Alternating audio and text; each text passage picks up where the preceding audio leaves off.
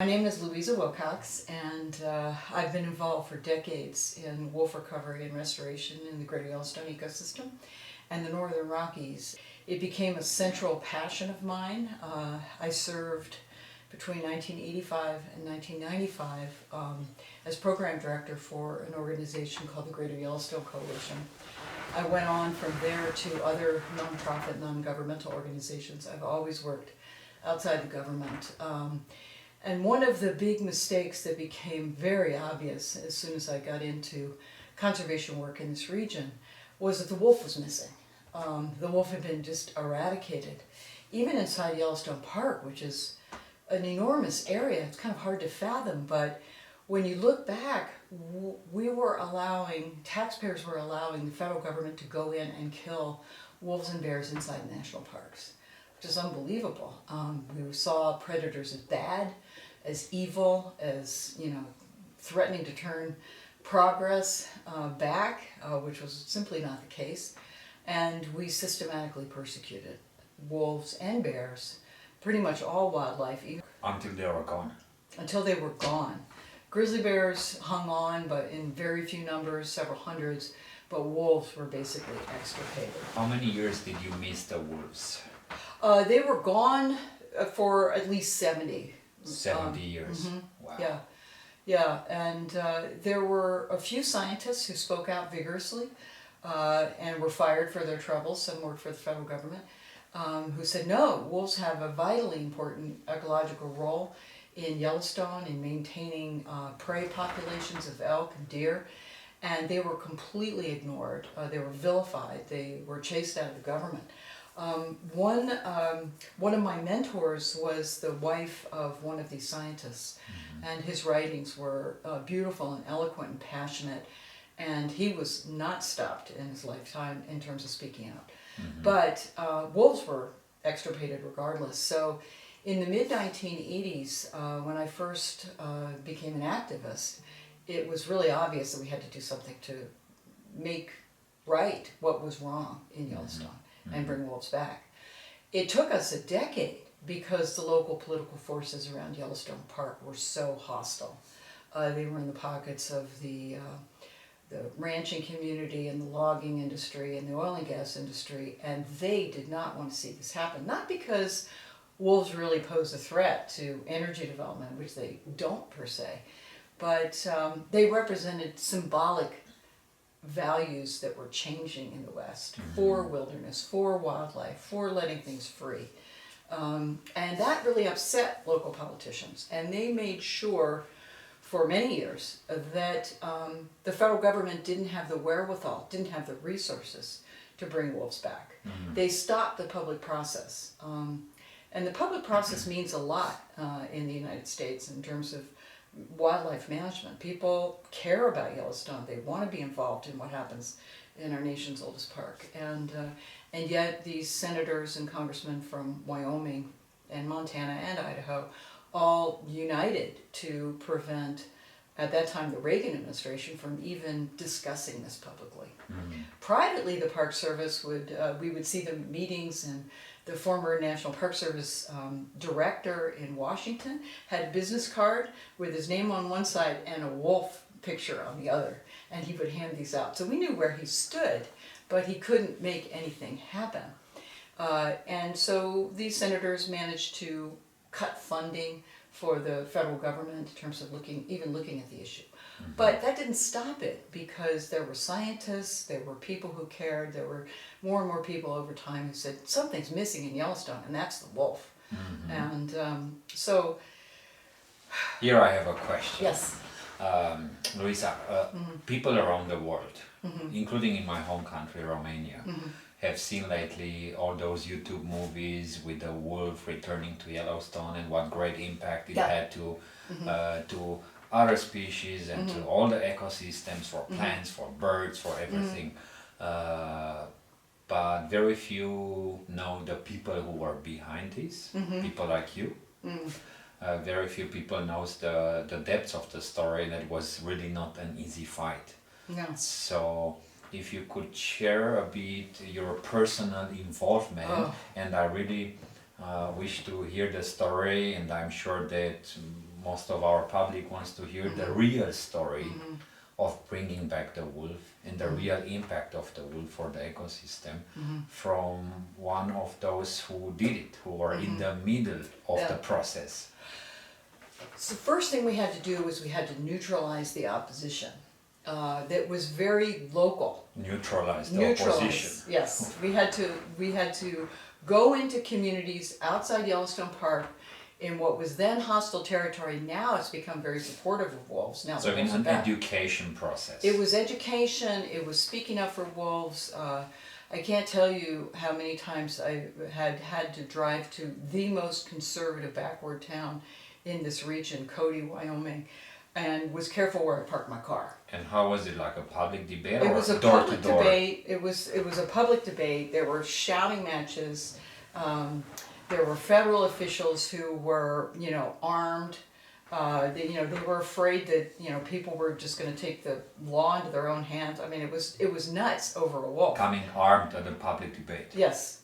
I mean, the federal and state officials coming armed. And there were screaming women who said, "What about my daughter Claire? She's going to get taken off the porch and eaten." And so we had to deal with that time and time again. So they are still thinking that wolf is interested in people and attacking people. Yes. Wow. Yeah, there's still people who think that, but they're much in the minority now. And wolves have never, taken anybody, even come close. They're terrified. That's what I know. I only heard legends, but never saw a clear case when wolf was interested in people. No. And so it was a campaign of attrition, if you will.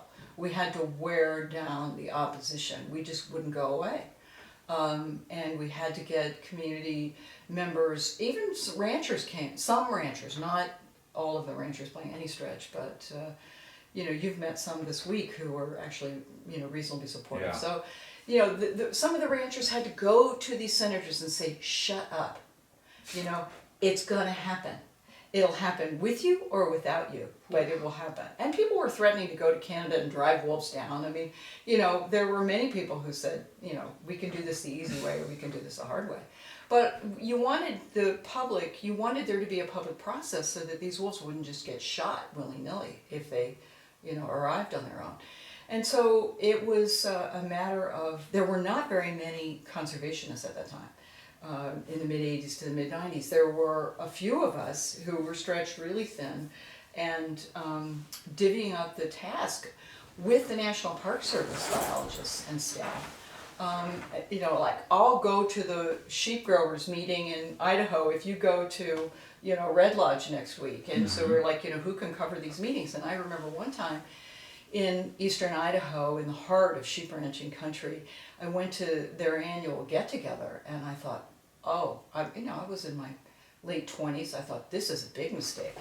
They asked me to stand up on a picnic table because there was a bunch of them and they couldn't hear me. And I was standing there going, this was a really big mistake. And they peppered me with questions. I thought, I'm not going to get out of here. I was really scared for myself. It was just hysteria. It was about livelihood, sort of, but it wasn't about a real threat. It was about this hysterical, emotional, over-the-top, wolves as Satan's dog, wolves as a villain, wolves as displacement, symbolic displacement for everything that was wrong in their lives. They were going to take it out on wolves.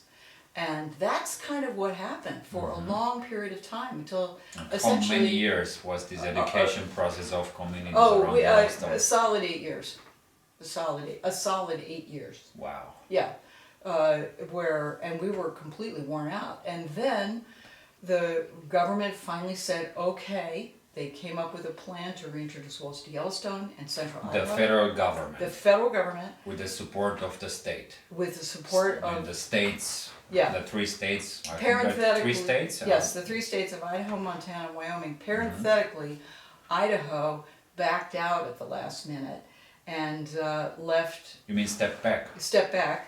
And the Nez Perce Indian tribe said, we'll take on this job. This is our home turf. The Indians? And the Indians did. So the Indians led the federal recovery effort in Idaho because the state was too chicken. that was exciting, and that was actually a really important, empowering moment for the Nez Perce, but for tribes generally, where they saw it's like, we can do this. You know, we can manage endangered species. It's not rocket science. It's about respect for an animal and its wild space. And yes, you have to manage for problems periodically, because wolves get into sheep, wolves get into trouble periodically, but it was not the end of the world as Idaho painted it to be. So we wore down essentially the opposition. So 8 years Years. Gone. What came after? Yes. So wolves were brought in from Canada. They were trapped in the middle of the winter. There are no more wolves in the U.S. No, there was a small population of wolves in the Great Lakes, in Michigan and Minnesota. Border with Canada. Yeah, on the border with But Canada. nothing here. Nothing here. It was wolf-free area. Yeah. Wow. Yeah. And so finally, under the Endangered Species Act, and it's important to note that without the Endangered Species Act, we probably would still be fighting over wolves if we hadn't had a big lever to push the government. Mm-hmm. And we knew we had support from the Park Service and even internal support from the U.S. Fish and Wildlife Service. Mm-hmm. And then you brought the wolves. Yes. How many packs? There were 25 wolves total brought down in 2 different winters in Yellowstone and also central Idaho. There was a different approach to releasing the wolves. In Yellowstone, they were given large pens and fed game meat for a period of time as they got acclimated to the area, and then they were let go. It was a huge moment, but before the cages were opened, we had to endure another major battle, which we almost lost, which was that at the 11th hour, the Farm Bureau, which is a ranching organization, went to court to force the killing of the wolves that had been brought down from Canada, were in pens, ready for release. And they went to court to try to get a judge to shoot them. Yeah. So our side, my ex-husband was an environmental attorney. He went to court. It was right before Christmas, 1995, and won this case. But the federal government wasn't fighting for these wolves at the end of the day in court the way they should have. And so it was really the environmental attorneys intervening on their side that basically lifted it and got the judge to say, no, we're not going to kill these wolves, we're going to let them out. Of course. Yeah, but it was a multi-year battle over the legal status of the wolves that were released. It was really complicated. I won't bore you with the details. The wolves were stuck in They were pens in and a cages? limbo for a while. How long? Well, not very long, actually. Days, weeks, months? Oh, no, days. Days. Mhm. That's terrible. Yeah, it was terrible. And but we came so close. I mean, so all of this energy, all of this scientific information, all that we knew was right to do in this ecosystem, and almost got reversed by reactionary right-wing extremists. Who was president of the U.S. by that time? That was Clinton. Clinton. Mhm. Did he say anything about Yeah, it? they were on side, but they weren't fighting very hard because from the Clinton administration standpoint, they had friends in the Senate who were Democrats in the West who didn't like wolves. And so they were they brought them back on one hand. It was really important that they did that. We couldn't have done it really without them. But then they wouldn't really put their muscle into So Clinton was like a non-combat kind position. of. Yeah, Mhm. yeah. So days, and then? And then the wolves were put in these large pens. They were fed game meat, and they were let out of the pens. And then Where the was rest, that release? Where in Yellowstone? in the northern part of the park, In where the most Lamar in the or Lamar and Lamar? nearby. Yeah, so where you had most of the elk is where we put wolves, which Okay. made sense. Please describe the day when this happened. Was it summer? Was it No, winter? it was winter. It was winter. And Do you remember that day? I remember that day. I wasn't down there because there was the White House staff was down there. I mean, it was just a whole scene. But I remember when they were let out of their pens, and it was just such a relief. It was like you couldn't breathe. You still have a picture? I have pictures from those days of actually Molly Beatty, who was the director of Fish and Wildlife Service, carrying one of the pens out with biologists from Yellowstone Park. And yes, it was just a huge relief. And after that, things calmed down for a very short amount of time, until wolves, which don't read maps, got into trouble pretty quickly on the west side of Yellowstone Park, and a bunch of sheep. And then the whole thing started over again. They went all the way to the west. Yeah, Wow. wherever, yeah. They travel, so far. Wolves are not like grizzly bears. They, 100 miles is nothing. And so wolves, because there are a lot of elk, and there were even more than a number of scientists were concerned about the condition of the range of the grassland, because there were so many elk, and there hadn't been predators in the form of wolves for a long, long time. And grizzly bears were much reduced. So and grizzly itself was not enough to regulate the there population. There were so few grizzly bears, and wolves were gone. So you had a kind of a compounded effort to essentially artificially build up this enormous. They were hunting elks. They were hunting. The hunters were hunting elk right on the border of the park, but not inside. And there were a number of range scientists who said, this is too much. There are too many elk here. So wolves straightened that out pretty quickly. I mean, the numbers began to decline. Coyote numbers, because wolves predate on coyotes, they don't get along all that well in the wild. Coyote numbers had expanded when wolves were gone, and wolves reversed that pretty quickly. So they started hammering on the coyotes, and that in turn, because coyotes eat small rodents and the like, allowed, for kind of a flourishing of the small mammals again. So there was, and then you had... When was this? In which year there was the first wolf released? 95, the 95. winter, 95 and 96. So 23 years ago. Yeah. And scientists were really looking closely. All these, the wolves were radio colored. They were watched in terms of what the pack activity was doing, what was happening with the packs, what elk were killed. Eventually wolves turned to bison again and there were certain packs that actually perfected. They had big males, and they were able to bring down bison after a long struggle. Adult bison or baby or wounded bison? Often bison compromised in, injury or, Okay. Okay, I saw just yesterday such a case when a pack of 7 wolves here in Yellowstone took down a injured bison. I was just curious if they would aim for a big one. No, you have to have a problem. You more or less have to have a problem.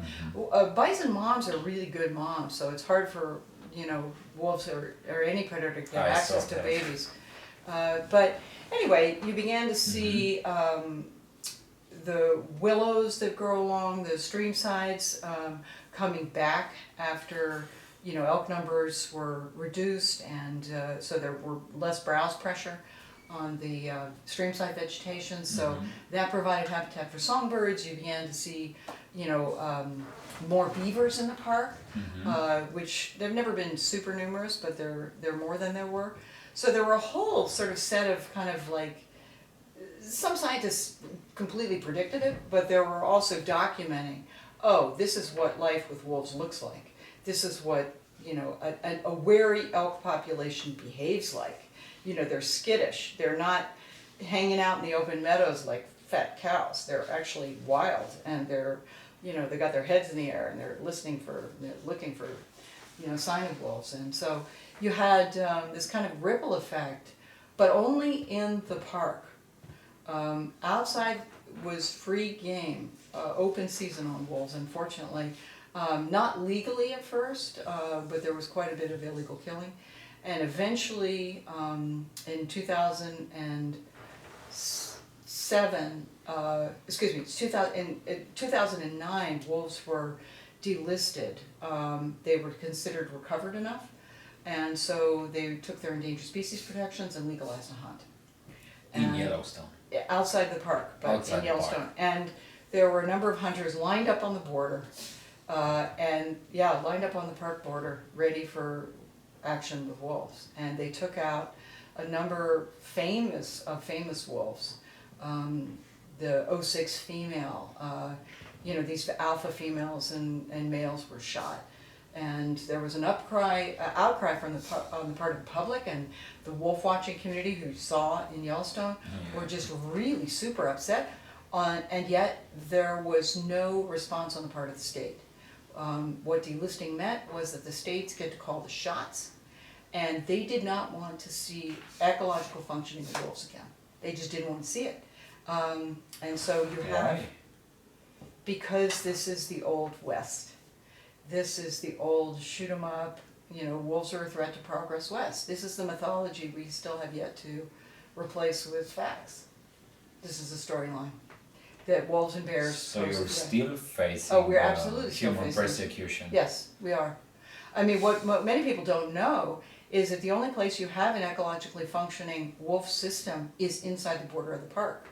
They step outside that border, they're unprotected, they're shot up.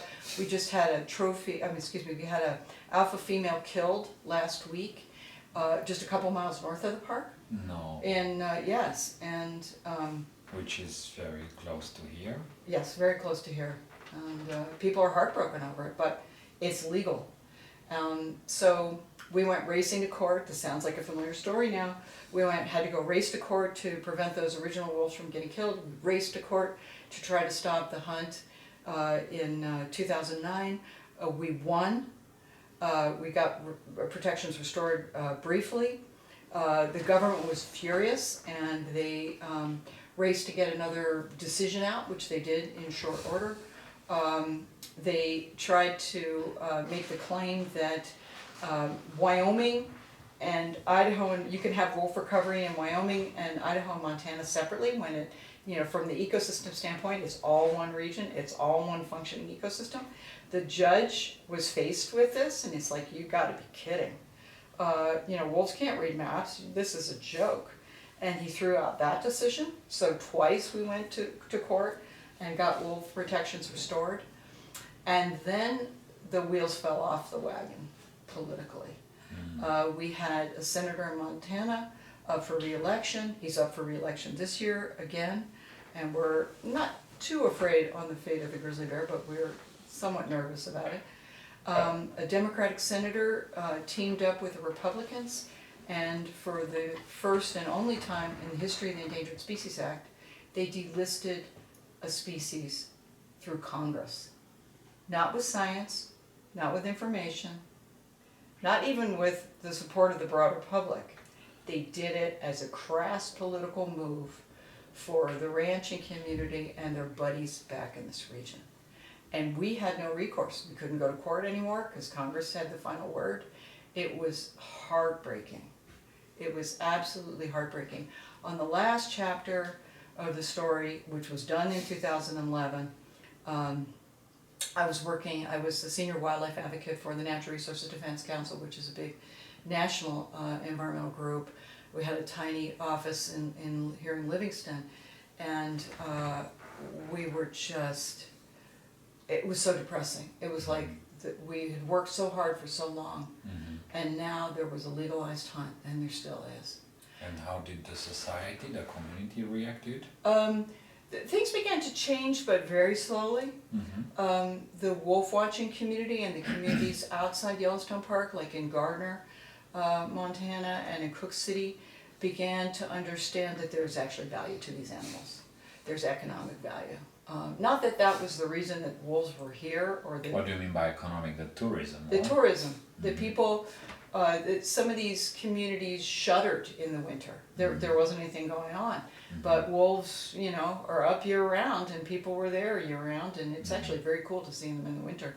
And so the hotels were staying open, the restaurants were staying open, and people were, certain hotels like in Cook City were sponsoring wolves. I mean, had pictures of wolves when you walked in, and it's like, this is such and such a female, this is her history, this is, she's the alpha female of, the soda bean pack. It's sad that we value them only when they are so few, or if they are gone. It's really hard. But I take it that it brought added value for the local economy.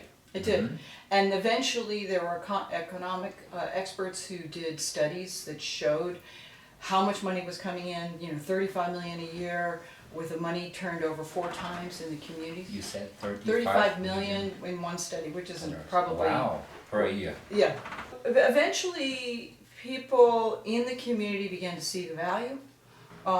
The sheep industry and the cattle industry didn't evaporate. It's like, we knew it wasn't going to with wolves, and so it's like... And the energy began to shift toward more coexistence outside the park. which is where it is now. There's more visible efforts to coexist with wolves on the part of the livestock industry. There isn't quite as much animus on the surface, but underneath there still is a lot of poaching. Mm-hmm. So none of these battles, to bring back a theme we've been talking about here, none of these battles are ever over. Mm-hmm. Every generation gets to redefine what these animals mean to us. Mm-hmm. And to me, the wolf, the howl of the wolf was something that, these woods were silent without the spirit of the wolf. Mm-hmm. They were just another landscape that you could find in Colorado, elsewhere in the West. Mm-hmm. But with the wolf, it's a different thing altogether. With the wolf and the grizzly bear, we have one of the few intact ecosystems that remain in the lower 48 states. Yes, we had to bring back wolves, and yes, we're doing better with bears, only falteringly. Mm-hmm. But we still don't know if these animals have a future. We're now seeing something that was sort of a shock to me, the impacts of climate change on elk. So it's not just that there's a relationship with elk and the predator, the wolf, or the bear, it's that climate change itself is hammering the condition of the grasslands that it needs. So we're seeing... you mean it's not enough rain anymore? Yes, it's drier, hotter in the middle of the summer mm-hmm. when elk need to fatten up to pull off pregnancies. And so we're seeing... This means less food for the wolf. Mm-hmm. Yeah. And did they find a way to diversify their diet? Wolves? Yeah. Turning to bison. Mm-hmm. No, it's... But I saw bison not disappeared, but it's not so abundant anymore in Hayden Valley, which was a key area. I barely saw some nice groups in Lamar Valley. Yes. The state of the ecosystem from the standpoint of all wildlife is in real trouble. Elk numbers are declining throughout the region, throughout the greater Yellowstone. I mean, tanking, not just subtle. Mm-hmm. And it's not a predator relationship, which eventually is all about balance and they would even out.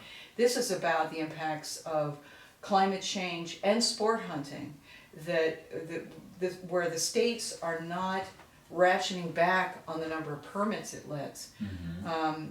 To compensate for the fact that elk aren't doing very well. Mm-hmm. And similarly, bison, the central bison herd, which you referred to, is not doing very well. Mm-hmm. The northern bison herd is doing relatively better. But in the long term, it's all problematic. Mm-hmm. It's all a big challenge. Let's stay on the good side of the story. So mm-hmm. we've got wolves brought back to Yellowstone in 95. Yes. In how many years it took to see the good signs and the results of bringing back the wolf? Within 10 to 15 years, they were seeing definite signs. So you could say 10 to 15 years it was good. Yeah.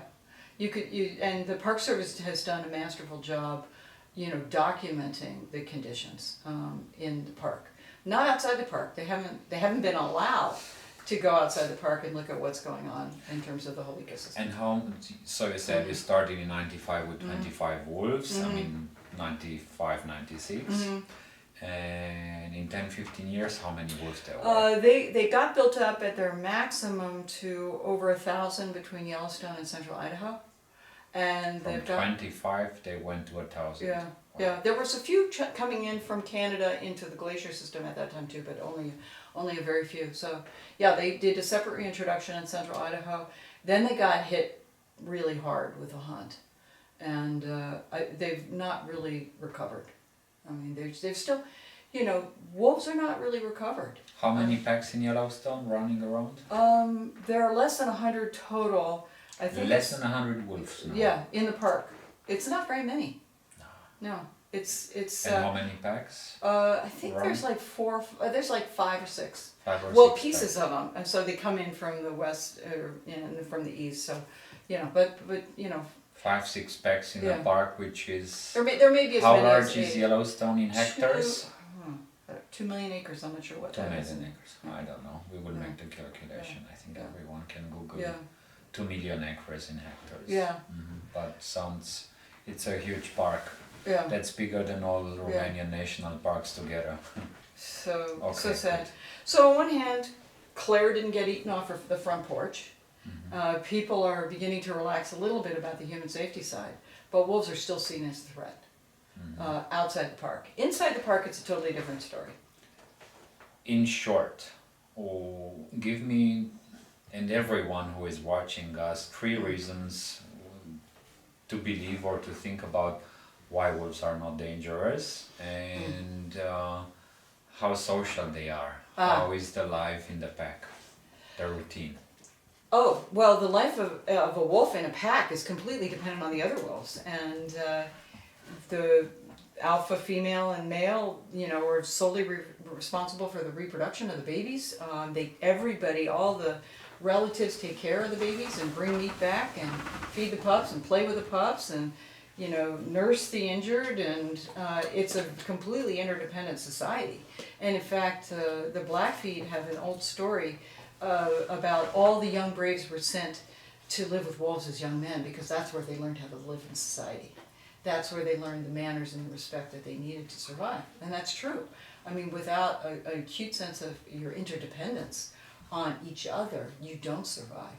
And that's one of the big lessons I think wolves have to teach us. But they also have this enormous role ecologically as a top predator. That you cannot... People thought for many years that you could just replace what wolves were doing by killing elk. It doesn't work that way because of all the indirect benefits that wolves bring to the whole ecosystem, which has been proven here in Yellowstone. So, but for me personally, it's about the wild of nature. I mean, this is not just another pretty place. This is a place that has the primeval, the primitive, the wild still in it, still encoded in the landscape, in the DNA. And that's why I think they matter to me. And I think a lot of people flock to places like Yellowstone to see one of these animals in the flesh. I think it's a reaction against all the asphalt and development and human population pressure that we need to know that there is an animal out there that still is making it by what it can take down in the wild, by the elk and the bison and the deer. It's amazing. It's incredible.